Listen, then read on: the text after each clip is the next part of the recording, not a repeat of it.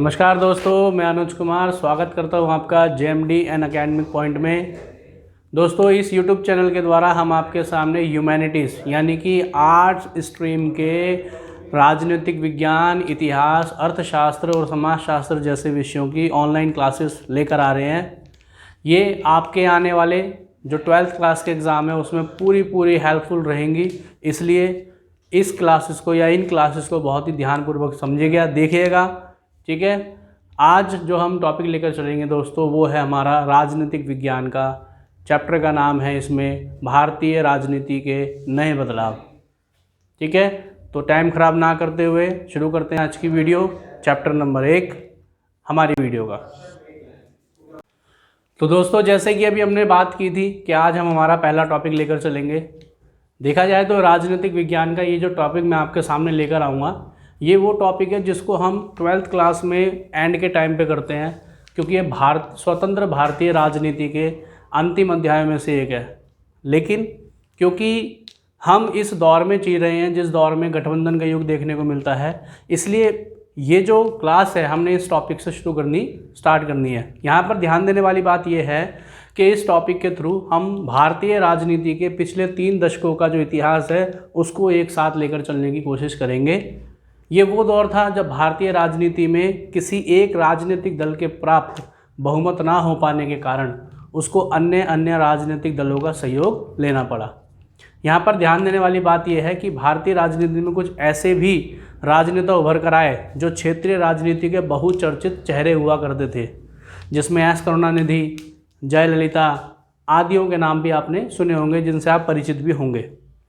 इसके अलावा इस दौर में भारतीय राजनीति के अंदर आरक्षण, जातीय मुद्दा, धार्मिक मुद्दा और भी अन्य जो क्षेत्रीय मुद्दे हैं उभर कर राष्ट्रीय राजनीति में देखने को मिले। तो जैसा कि मैंने आपको कहा था कि आज हम इस क्लास के अंतर्गत जो टॉपिक लेकर चल रहे हैं वो भारतीय राजनीति के दूसरी बुक के लास्ट टॉपिक को लेकर चल रहे हैं, जिसका नाम है भारतीय राजनीति में आए नए बदलाव। शुरू करते हैं इसको। राजनीतिक विज्ञान का यह अध्याय है।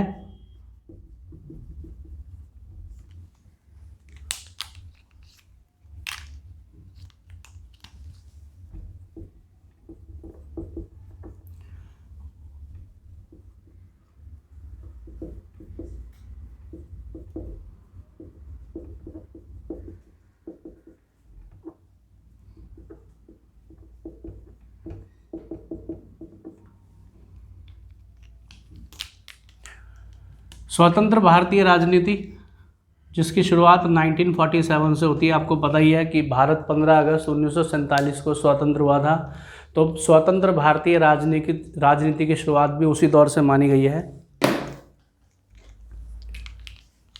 हमारा जो अध्याय है इसका नाम है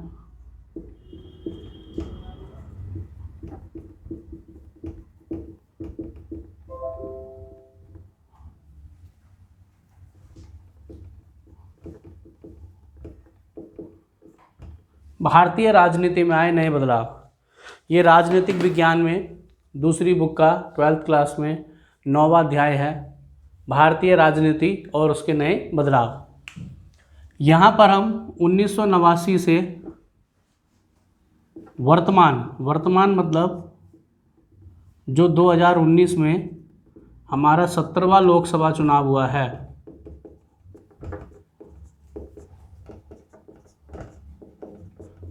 यहाँ तक का एक पूरे का पूरा राजनीति के स्वरूप को समझने की कोशिश करेंगे।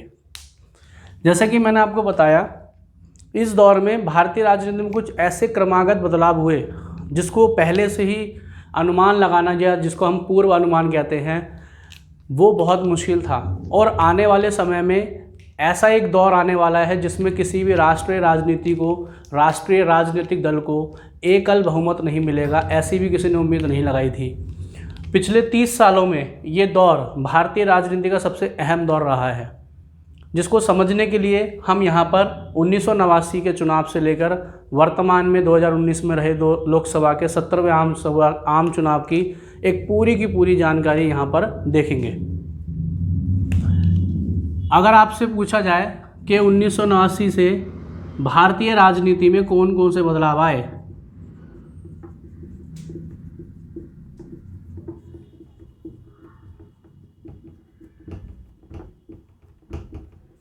तो उन बदलावों का जो क्रम है वही आपके चैप्टर का पूरे का सार है। भारतीय राजनीति के इस दौर में जो बदलाव आए उनमें सबसे पहला जो बदलाव है वो था भारतीय कांग्रेस के प्रभुत्व में कमी आना।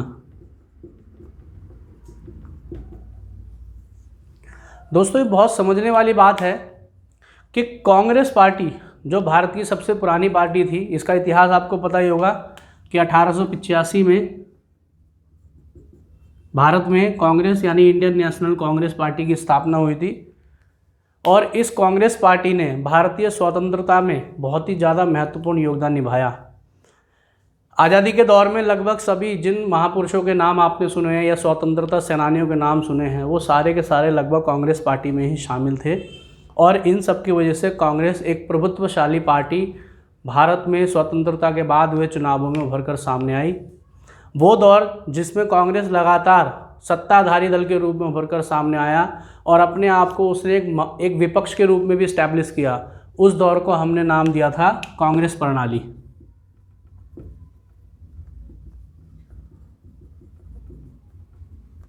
कांग्रेस प्रणाली का अर्थ था एक ऐसा दौर जहां कांग्रेस द्वारा सत्ताधारी वर्ग तथा विपक्ष दोनों की भूमिका अदा की गई।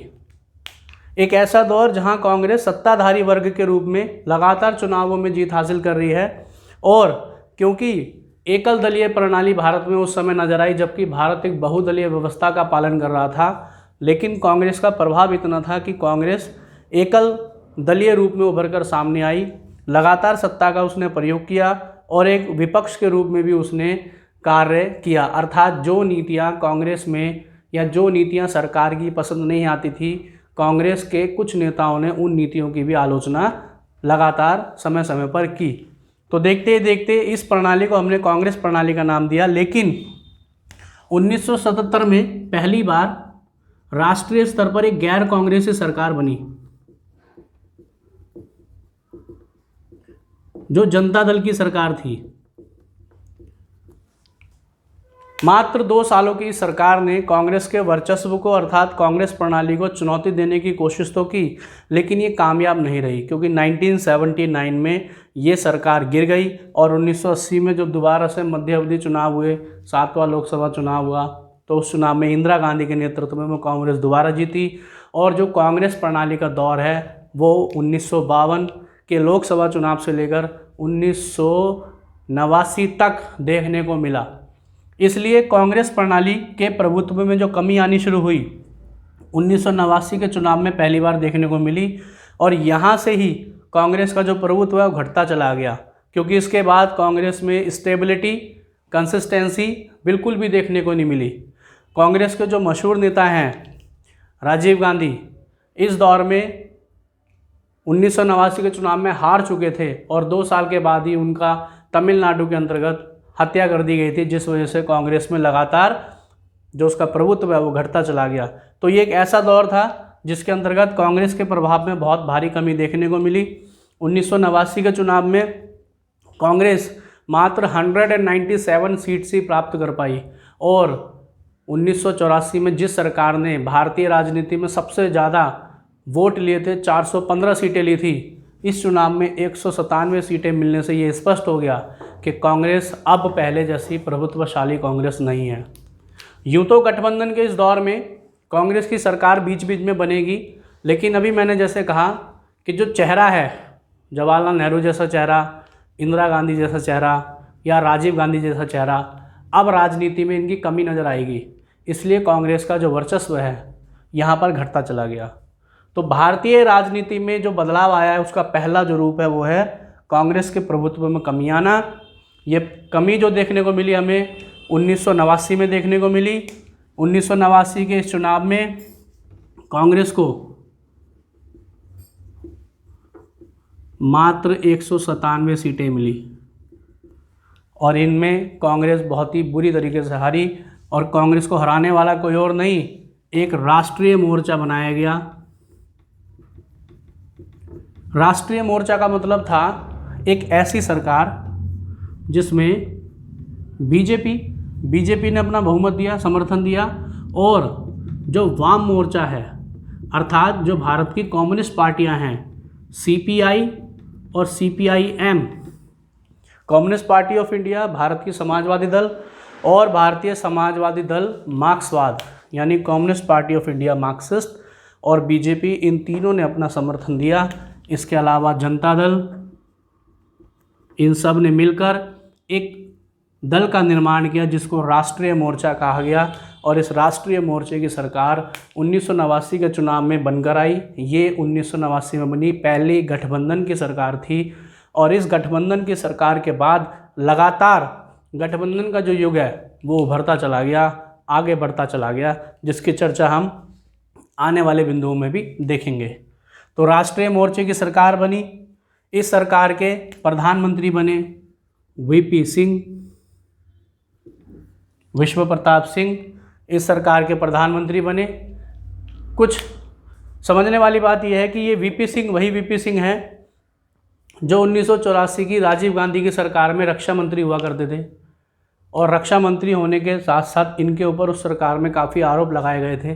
पार्टी के नेता इनको लेकर नाखुश थे, जिसकी वजह से इन्होंने अपनी पार्टी से इस्तीफा दिया और कांग्रेस के सबसे बड़े आलोचक के रूप में उभरे। और इन्होंने कांग्रेस के खिलाफ अन्य क्षेत्रीय और बीजेपी, वाम मोर्चा, जनता दल सबके साथ मिलकर गठबंधन बनाया, नाम दिया उसे राष्ट्रीय मोर्चा, और सरकार बना के उस सरकार के बन गई है प्रधानमंत्री।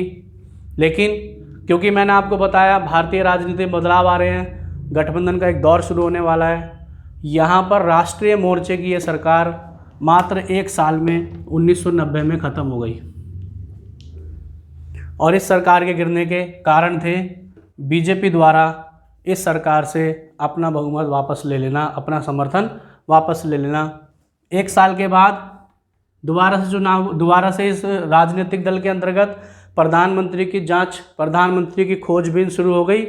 और जो चंद्रशेखर नाम के व्यक्ति हैं, ये हमारे बने देश के अगले प्रधानमंत्री चंद्रशेखर। इन्होंने एक नई पार्टी बनाई, पार्टी का नाम था समाजवादी जनता पार्टी। इस समाजवादी जनता पार्टी में इनके पास 64 सांसद थे। इन 64 सांसदों को लेकर कांग्रेस के साथ इन्होंने